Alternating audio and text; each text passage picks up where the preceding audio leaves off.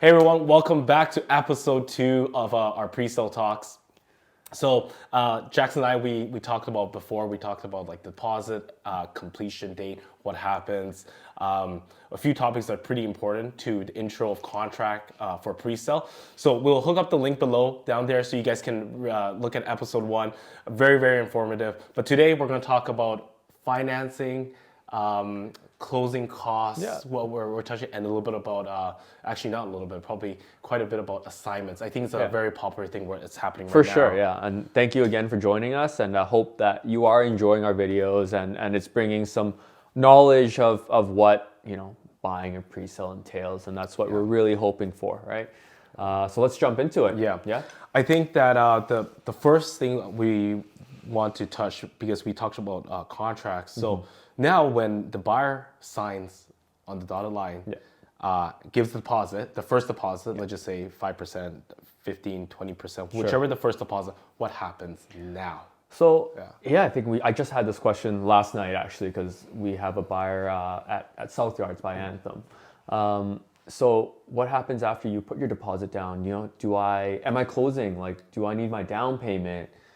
What do I do next, right? So I think let's take it back all the way to there where, okay, let's say you've now put all your deposits down, you're kind of, now you're like, okay, Jackson, like, do I go get financing now? What do I do next, right? So after you're you do your first, second, third deposit. Sure. Yeah. Actually, you know what? Some clients even ask that question before they put their first deposit down, which is the correct, question to ask, which we tell our clients about, right? Because you need to be prepared to close on this property, like complete on it in 3-4 years time. You're going to need financing of some sort, right? For sure. Some banks right now do offer what they call a pre-sale pre-approval. Yes. Right. So the pre-approval will be good for 2, 3, 4 years, depending on the bank, depending on the product that they're offering. But you don't actually need your down payment or this money until the completion date. So between the time that you've completed all your deposit payments, whether it be 5, 10, 15, 20%, until completion, you actually don't need any more money in between, right? So if your down payment you want to be 25%, 30%, 35%, the remainder of your money gets paid at completion. Got it. So we don't need any more money in between, right? Which is why some of our clients do choose to go pre-sale, right? Because it gives them time to save money, right? They can save more down payment. They don't need to get a mortgage right now. So, everybody's asking us, hey, interest rates, where are they going, up or down? So, some people think, hey, like in 3 years time, interest rates may come down a bit. That's right, It can be better for me to qualify. I'd be paying lower monthly rates. So I think everybody has their own, push for why they want to go pre-sale. But I think to answer the original question is between the time that you finish your deposit payment up until the completion date, there's actually no more payments in between. So would you recommend, as you touched base on the pre-approval option? Yes. I think what, from my understanding, also depending on the bank, some people are able to do 2 years out, maybe 3 years or 1 year out, right? Would that something you would recommend for someone to do? I think right for away, us, because we're always on the risk averse side, right? We always want to make sure the clients have, kind of covered all their bases. So I don't think it hurts to do your pre-approval now, to know that, hey, at this snapshot in time, I can get this pre-approval. But I think it also makes sense to go get a pre-approval done probably 6 months or 1 year to closing, because the rates may be better. So, you're locking in different rates. And again, each bank has different, offerings and products. So something we can always refer to a mortgage broker on as well, right? So, but I think the main point is that in between the time you put all your deposit down to completion, there's no more money you need to come up with, right? You're not on the hook for strata fees. You're not on the hook for property tax. None of that stuff. You don't pay any of that until completion, right? So I think that kind of clears up, okay, how much more money do I need to come up with right now, right? So would you, based on, let's just say a first-time person buying a pre-sale, let's just say they do only have 5% down payment or 10% down payment, and we know that the certain project that are maybe at a better location, a little bit more hype on the project, might want a little bit more deposit for some of them. Maybe for sure. 15, 20%. Would you advise a first-time home buyer to, before looking, should they save up 10% or 50%, at least the deposit they know they're going to pay, sure. or kind of like should they plan? That's what I'm asking. Yeah. I think that generally 15 to 20 is probably standard still. Like unless the project is already almost close to completion, you wouldn't see 5 to 10%, right? Yeah, that makes sense. Yeah. In this market now, we are seeing it a little bit more just because, some projects want to push a few more homes to sell. Yeah. But in general, I think preparation should be 15 to 20%. Whether, I would say, I think it's better to have that already saved up, but keep in mind you do have a kind of a stretch in between the first deposit and the last deposit, which is usually like anywhere between 12 to 18 months out, right? Depending on the project, depending on how the contract's negotiated. So you actually do have time to continue saving for that amount, right? So I would say, I wouldn't be scared off if you don't have it right now, but you better know that you can get that money, right? Like diligent to right? Have yeah, that. You need to be able to prepare to have that money and have the deposit ready to go at the given time, right? If you tell, if a client comes up to be like, we're kind of iffy, we only have 5%. Yeah, we got to go make another 15 in the next 12 months. I think for us, we would probably say, hey, look, like, do you have family that can potentially help you? Do you have a backup plan? A, B, and C, right? I think that's usually our course of action when we talk to these clients, right? Planning. I feel like that's a lot of things that I think we're going to touch more on that. But I feel like the common theme today is like buying a pre-sale. We do need planning. 100%. Yeah, we do need planning. So what are the closing costs? Then? Sure. So we're time to up to completion. Sure. What happens then? Yeah. For sure, and I think that's something, again, we like to tell our clients way up front, right? Because you need to know that the contract price you're paying, whether it be $600, $650, $700, whatever it is, that's not the closing cost price. There are closing costs associated with purchasing a property, right? Brand new property, you're always on the hook for 5% GST, no matter what, all across the board, right? Yeah. And then also on top of that, you're paying a property transfer tax, unless the current rules are that under 750,000. And if you're moving into the property, you would have that property transfer tax waived, right? So that's something that you have to remember when you factor in the money that you need to be prepared on top of your down payment and other stuff, right? So and also of course insurance, right? These are all costs that kind of add up. You need lawyer fees to close on the property. So there are a number of costs which we break down to our clients, right? We'll break down line by line item so they know exactly what they're getting into. And some of that may or may not be factored into your mortgage costs, right? Because some people ask us, so hey, like, can the GST be, included in the purchase price, and can we mortgage the GST? That'll depend from the product that you're being offered and what your mortgage broker is working with you on. Right, because I also think it depends on the bank too, right? 100%. Yeah, right. Depending what type of lending you're getting on the mortgage. Correct, blend in the GST. Yeah. But I think that, I think quite a few first-time pre-sale buyers, they tend to forget that all those closing costs that you just mentioned, which is definitely, definitely important. Yeah, because I think everybody just looks at, hey, contract price. Yes.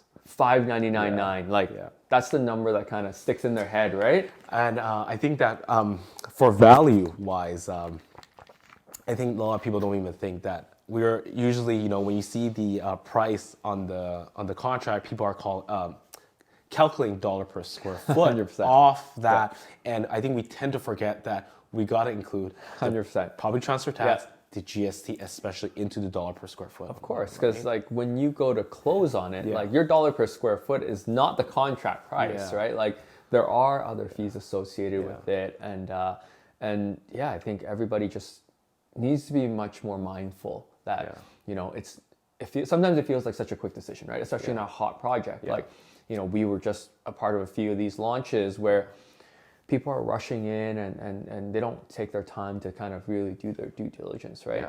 I think preparation is always the main thing, right? You can't, preparing to buy the pre-sale, it might not be this specific project, but as long as you kind of like, we talk to our clients throughout, make them understand the process so they feel more comfortable about it, right? Like they're making a rash decision of just because it's built on hype, right? I feel like a lot of pre-sale these days is just like, it's all about Yeah, I understand. Like, we do want to get units. We want to get a course. certain location, certain project. But I feel like there is a lack of knowledge and education by the realtors, maybe per se, with a group of clients, especially that's their first investment property, first pre-sale they're going to do, knowing the cost beforehand For sure. to make that sound decision. And I think like asking the right questions for us as advisors to the client, like the client I had for Burnaby, they're like, hey, Jackson, I want to buy the 400 square foot unit because it's cheap. My question was, what are you going to use it for? They're like, oh, you know what? Like, I'm planning to move into it in 4 years. Yeah. Well, in 4 years, you're probably not going to want to live in 400 square feet. So that's something that for them they don't think of. They just see sticker price, location. Well, everybody wants in on this project. I want in too, but they don't think about utility, right? Like again, planning and preparation, as we've talked about, right? Like, what are you going to use it for? Can you see yourself living in 400 square feet in 4 years' time? Right. What stage of life are you? Of course, you can't predict everything, but I think we can make a pretty sound anticipation on how that's going to play out. Yeah, I feel like it's just really honestly is to get the buyers to think about before they're making that purchase, what is the purpose for 100%. at the end, not just, we understand, but getting a unit or getting your feet wet in there, but we also need to know what are you going to, of course, we're going to use it for essentially, right? I think that moves us into the next segment of what we want to talk about, which is like, okay, well, what if something changes in between in this 2, 3, 4 year time frame that you've locked it yourself into this project now, right? Like, what if all of a sudden you're like, hey, Jackson, like, or Vince, like, hey, we can't complete on this anymore. Right? Like, what happens? Okay, so when you can't, so let's just say you buy the pre-sale, things happen, or change your mind, or you decide to maybe flip. So what is an assignment? So I think let's touch on flipping. Right? Like, I think everybody calls it flipping or what legally assignment of your contract, right? So pre-sale contracts, as we mentioned in episode 1, you're really just buying a contract to purchase the property, right? You don't own the property yet. So there are options to sell that contract to a third party, whether it be at a loss or a profit or a break even. Like, there's, the way the market goes, you can't 100% predict that. So you can sell your contract to someone else, and they would take over the contract and they would complete on it. They would pay your deposit that you paid back if you haven't lost any money on the project, and then you could walk away. Or maybe you made a profit and you would take your profits and you would kind of exit. You wouldn't close on the property. So, but is there a disclaimer in the contract that all projects they're able to assign out? Correct. So I think that's something that that's one of the first things we ask, right? Like, what the assignment fee is. And are you allowed to sign it? We've done projects where you are not allowed to sign the property at all. So that means whatever you buy, you're expected to close on that property, right? So you're going to need to have the funds to complete. You're going to need to be able to get a mortgage and do all that, right? And that's something we talk to our clients about, right? Like, I think our expectation when we sell a pre-sale to our client is that you need to see this through. If you don't have the power or the funds to see this through the completion, we don't think that this is a good fit for you. It's high risk. 100%. Very high risk. Right? I think telling people otherwise, I think is a mistake. Or saying that probably maybe you'll make money. Yes. I feel like maybe there's buyers and a lot of realtors might be thinking, oh man, it's only 3-4 years out. Let's deal with it then. Correct. Just get the unit now.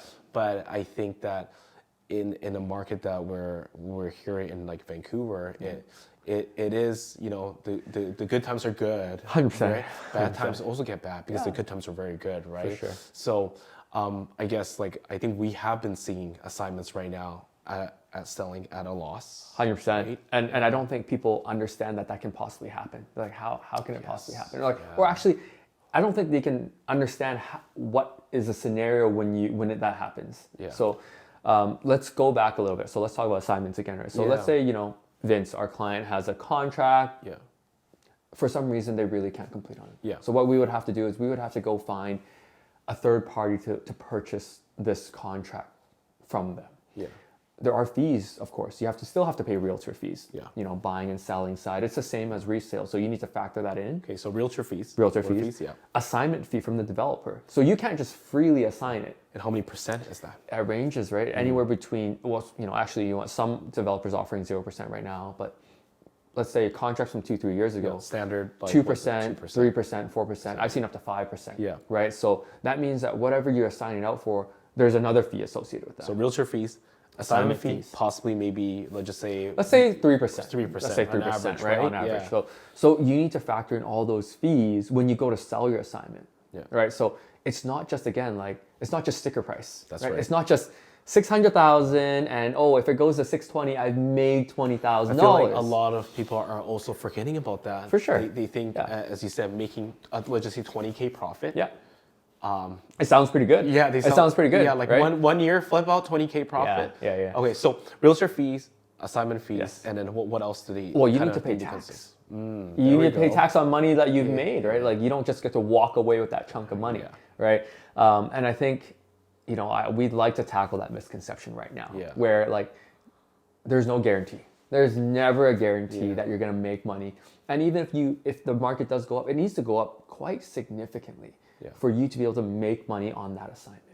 Which is for us why we tell our clients, you need to close on this, right? Like real estate investment is a very long-term process, right? It's a large move, whether it be $500, $600, $1 million. Like it's a lot of money. It's not just the blink of an eye. Market goes up by 30% in 8 months. Like I don't think we're gonna see markets like that, right? It's almost like it's very rare that we're gonna see what happened from when people bought in 2014, 2015, and then completing 2018, 100%. Which they made about 300% profit. I don't think that happens. And then let's take a step back now. Okay, what happens when you lose money and you need to sell because you're not in a position to close?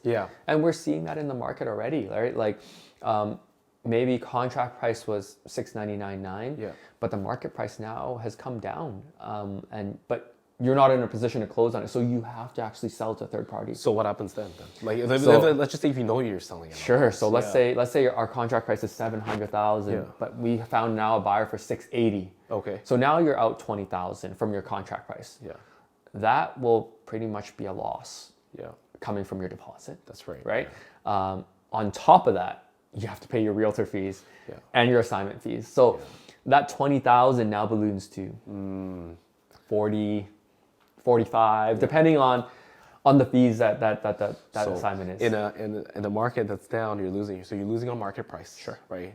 Realtor fees, and assignment fees. Correct. The three that. And I think let's be very clear. Of course, like, that doesn't always happen, and it doesn't happen to everyone, but we've seen it, and we are seeing it, right? So I think the important thing again for our viewers, our own clients, is that whatever you're going to purchase on the pre-sale side, make sure you can complete on it, right? And if you know that if something, you know what, life happens, right? Things happen. Make sure plan. You plan ahead for, you know, things that may occur and how you can mitigate without losses, right? So I think those are all important factors we like to tell our clients. So I think we're gonna wrap up this episode here, but I think the main point I think we want everyone to take away is like planning is very, very important when buying a pre-sale. As Jackson says, like whether it's, you know, maybe it's for you to live in or if it's for investment, because we need to know, like, you know, what's gonna happen in the next maybe 3, 4, 5 years. And we always gotta make the buyers think, what happens if things don't go the way the plan is? Change your mind. You might need to move out of the country. So on and so forth. Those things, we're not saying that you need to know these things by now, but it's good to think about it. For sure. For planning. I think again, like I think the main thing is plan ahead. You know, ask the right questions before the contract goes firm. So you can back out of the contract still and understand the risk, right? If anybody tells you they can guarantee that the market is going to go up, you know, I would take that with a grain of salt. And, you know, because nobody can tell, if nobody has a crystal ball. If they did, they wouldn't need to share it with us. Well, of course, everybody would be a millionaire by now then if that was the case, right? So Yeah, that's it for this episode here.